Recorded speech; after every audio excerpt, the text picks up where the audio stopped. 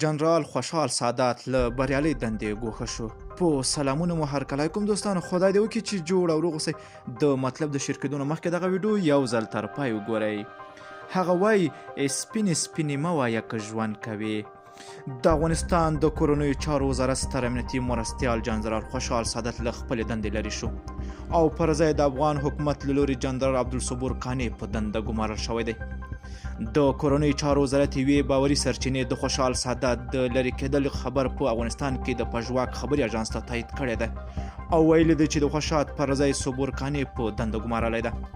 د افغان حکومت دغه پریکړې باندې ګڼ شمېر افغانان خواشیني ښودلې ده او د خوشحال سادات ګوښه کېدل یې د افغانستان په تاوان بللی ده. د سرچینو په وینا جنرال خوشحال سادات په له دې وروسته د افغانستان د دفاع وزارت د ښوونې او روزنې د رئیس په توګه خپله دنده ترسره کړي. خوشحال سادات نږدې یو کال وړاندې د افغانستان د کورنیو چارو وزارت د ستر سرکار په توګه ټاکل شوی و چې نن د افغان حکومت له لوري له دندې لرې کړی شو. له دې وروسته به خوشحال سادات ځای ناستی د عبدالصبور کانې وي رسما لا هم اعلان شوی نه ده. د معلوماتو له مخې کانې له دې وړاندې په کورنیو چارو وزارت کې د مرستیالي دنده درلوده خو د سادات د لرې کېدلو دلایل لا هم نه دي څرګند شوي.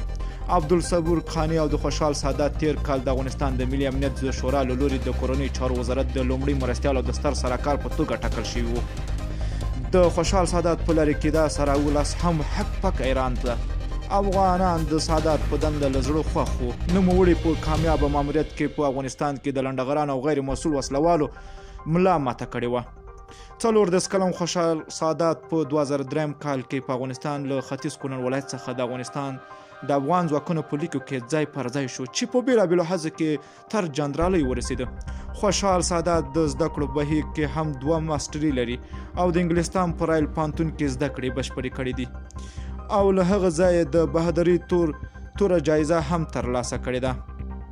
خوشحال سادات و په ورته ډیرو دندو باندې ټاکل شوی و خو هغه مهال ډیر مشهور شو کله چې ولسمشر غني له لوري د کورنیو چارو وزارت ستر امنیتي مرستیال وټاکل شو او د بلخ پخوانی والي عطا محمد نور پر وړاندې د بریالي عملیات ترسره کړل.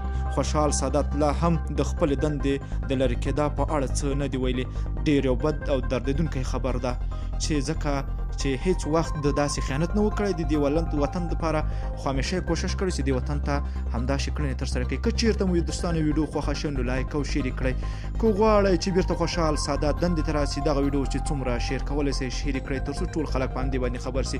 که غواړئ له تازه او دقیقو معلوماتو نور خبر شئ نو زموږ د لمر پریس یوټیوب چینل حتما درسره سبسکرایب کړئ. نور مو په پاک رب سپارم. الله مل ښه وخت درته غواړم.